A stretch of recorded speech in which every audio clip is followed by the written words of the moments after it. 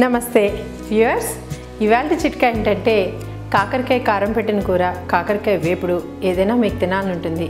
కానీ చేదు ముర్రో వద్దు అని ఇంట్లో వాళ్ళు అంటూ ఉంటారు.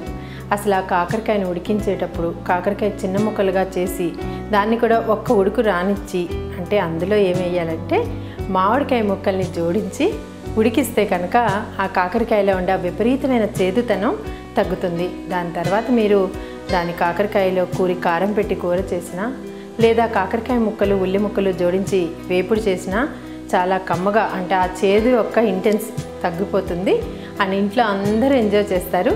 ఈసారి కాకరకాయ ఉడికించేటప్పుడు ఇలా మన మామిడికాయ ముక్కలు, పచ్చి మామిడి ముక్కల్ని జోడించి ఒక ఉడుకు రానిచ్చి తర్వాత వంట చేయండి. కాకరకాయతో అందరినీ మీరే మెప్పించేస్తారు.